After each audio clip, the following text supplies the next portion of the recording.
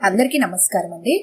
ఈరోజు మనం వాణిశ్రీ గారు రచించిన జయమ్మ సెటిల్మెంట్ అనే ఓ చక్కటి కథను విందాం. ఇక కథలోకి వెళ్దాం. స్టాఫ్ రూమ్ లో దిగులుగా కూర్చొని ఉంది నందిత. ఆమె ఎదురుగా టేబుల్ మీద లంచ్ బాక్స్ ఉంది. అది ఓపెన్ చేసి లేదు. నందిత, లంచ్ చేయడం మొదలు పెట్టలేదే అంటూ వచ్చి ఆమె పక్కన కూర్చుంది తేజస్వి. తేజస్వి ఆ కార్పొరేట్ కాలేజీలో సీనియర్ లెక్చరర్, నందిత ట్యూటర్. తినబుద్ధి కావటం లేదు, హీనస్వరంతో చెప్పింది నందిత. నీ మూడు బాగున్నట్టు లేదు, ఏమైంది నీకు? అనునయంగా అడిగింది తేజస్వి. నిజమే, నా మూడు బాగాలేదు. ఎందుకంటే మేనేజర్ నన్ను దయ్యంలా పట్టుకున్నాడు. అతన్ని ఎట్లా డీల్ చేయాలో తెలియటం లేదు. ఆఫీస్ మేనేజర్ కళ్యాణ చక్రవర్తితోనా సమస్య?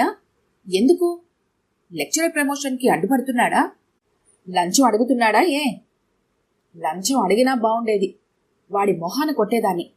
నా మీద కన్నేశాడు. అసభ్యంగా మాట్లాడుతున్నాడు. అతను చెప్పే మాటలు వింటుంటే కంపరంగా ఉంది. నీకు 28 ఏళ్లు, ముదిరిపోతున్నావు. ఇంకేం పెళ్ళవుతుంది? నాతో సెటిల్ అయిపో. ప్రమోషన్ మీద ప్రమోషన్ ఇప్పిస్తాను. ఫ్యూచర్లో నువ్వు ఈ కాలేజీ ప్రిన్సిపాల్వి. ఇక నువ్వు సిటీ బస్సులో తిరిగే పనే లేదు. కార్ అరేంజ్ చేస్తాను అంటున్నాడు. పగలంతా పిల్లలతో వాగి వాగి అలసిపోతుంటే వీడి వేధింపులొకటి. చస్తున్నాను. వచ్చే దుఃఖం ఆపుకుంటూ చెప్పింది నందిత. చైర్మన్కి కంప్లైంట్ చేద్దామా అంది తేజస్వి. ఏం లాభం లేదు. అతనికి వాళ్ళు బంధువులు. మన మీదే ఎదురుదాడి చేస్తారు. నాకైతే ఈ జాబ్ మానేద్దాం అనిపిస్తోంది. ఎక్కడికైనా పారిపోదామా, సూసైడ్ చేసుకుందామనే ఆలోచనలు కూడా వస్తున్నాయి. విరక్తి పుడుతోంది. ఎందుకు పాడు బతుకు? బుడమేరు పొంగి ఆమె కళ్లల్లో నుంచి ప్రవహిస్తోంది. Nandita, cool cool. నువ్వు ఎక్కడ చేరినా ఇటువంటి వేధింపులు తప్పవు. ఇక్కడ మంచి ప్యాకేజీ, ప్రమోషన్స్ వస్తే శాలరీ పెరుగుతుంది. రిజైన్ చేద్దాం, సూసైడ్ చేసుకుందామని ఆలోచించడం పిరికితనం అంటూ తేజస్వి ఆమె చేతిని తన చేతిలోకి తీసుకుంది. తేజస్వి సీనియర్. తన స్వేచ్ఛను, ఆత్మ గౌరవాన్ని కాలరాబోయిన వాళ్ళందరినో చూసి రాటు తేలింది. కాని నందిత అలా కాదు. నాకు 28 కాకపోతే 38. వాడికెందుకు నా పెళ్లి సంగతి? పెళ్లి కాకపోతే వీడికి కీపుగా పడి ఉండాలా? నందిత కన్నీళ్లు తేజస్వి చేతి మీద రాలిపడ్డాయి. ఆమెను చూస్తుంటే డిప్రెషన్లోకి జారిపోతుందేమని భయం వేసింది తేజస్వికి. నందిత, అసలు ఒకటి చెప్పు. నువ్వు చక్కగా ఉంటావు, చదువుకున్నావు, జాబ్ ఉంది. మరి పెళ్ళెందుకు లేట్ చేస్తున్నావు? సరైన సంబంధాలు రావటం లేదా? అడిగింది తేజస్వి. పెళ్లి ఖర్చులు ప్రాబ్లం. ఎంత జాబ్ చేస్తున్నా కట్నాలు ఇవ్వాలి. గ్రాండ్గా పెళ్లి చేయాలి. నాకు ఫాదర్ లేరు, అమ్మ రిటైర్ అయింది. జాబ్ చేస్తున్నప్పుడు ఆమెంటే పడని వాళ్లు అవినీతి కేసులో ఇరికించారు. అది తేలికగాని రిటైర్మెంట్ బెనిఫిట్స్ రావు. ఆ డబ్బు రావాలి, నా పెళ్లి చేయాలి. నందిత కళ్లలో నీళ్లు ఆగటం లేదు. కొంగుతో కన్నీళ్లు తుడుచుకుంటోంది.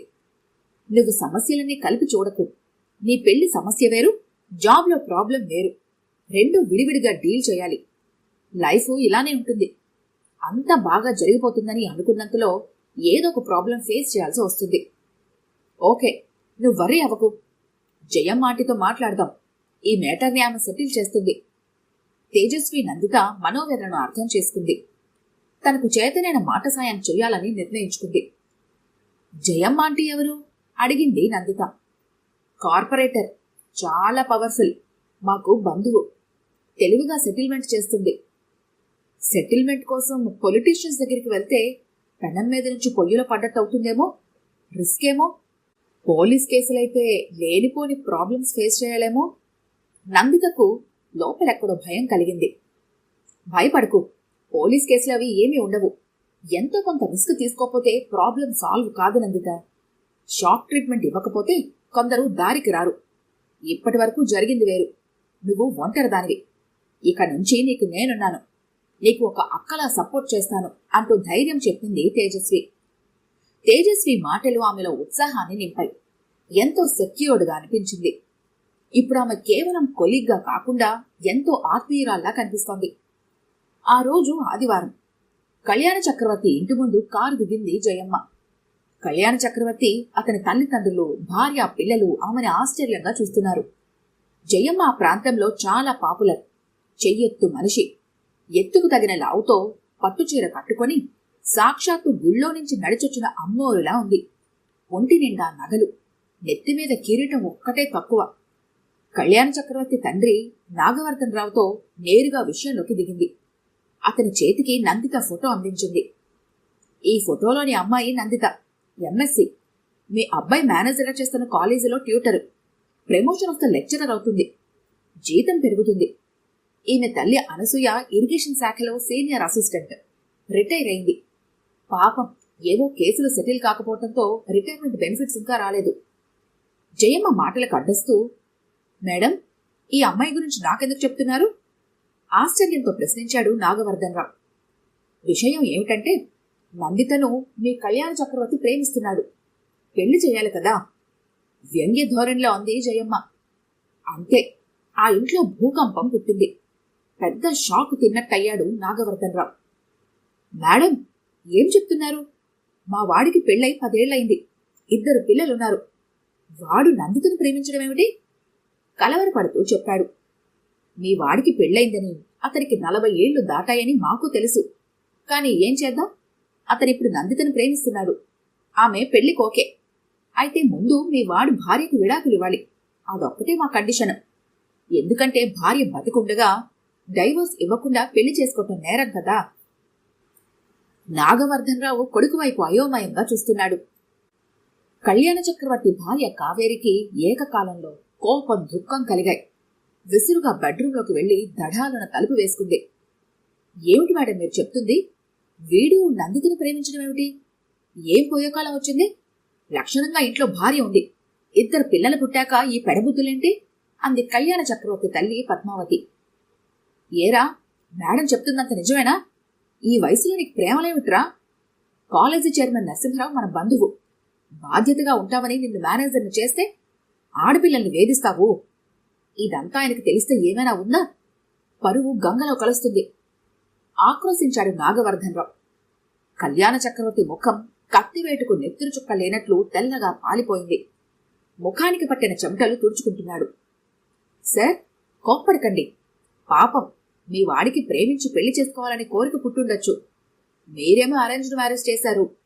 కాపురం చేసి పిల్లల్ని కన్నాడు. కాని పెళ్లాం మీద ప్రేమ ఎందుకుంటుంది? ప్రేమరాహిత్యంలో బాధపడుతూ ఇప్పుడు నందితును ప్రేమిస్తున్నాడు.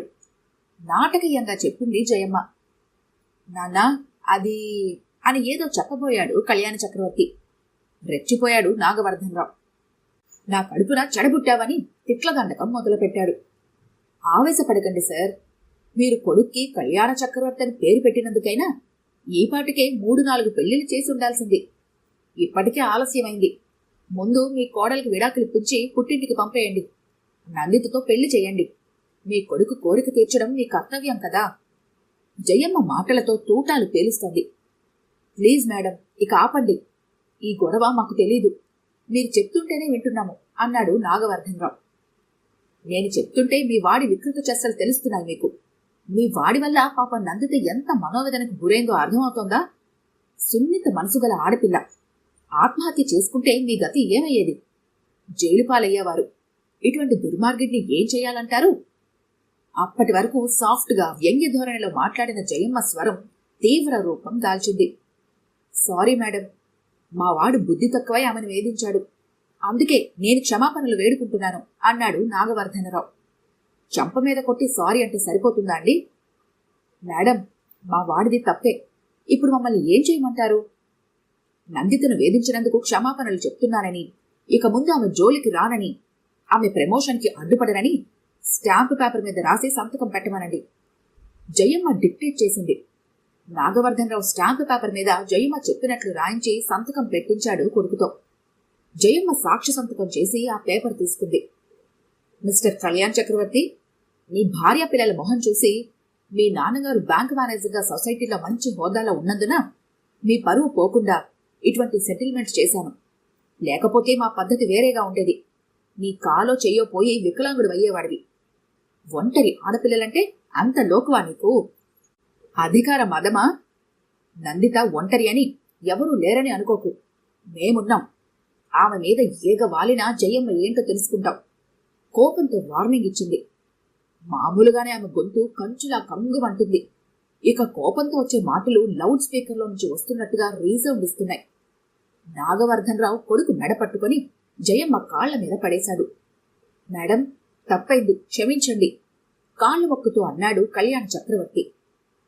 మళ్ళీ ఎప్పుడైనా ఏ ఆడపిల్ల దగ్గరైనా వెధవేషాలు వేశావా? తర్జని చూపుతూ బయటకు నడిచింది జయమ్మ. ఈ కథ కనుక మీకు నచ్చినట్లయితే లైక్ చేయండి, షేర్ చేయండి. మరిన్ని ఇంట్రెస్టింగ్ కథల కోసం మా ఛానల్ని తప్పకుండా సబ్స్క్రైబ్ చేసుకోండి.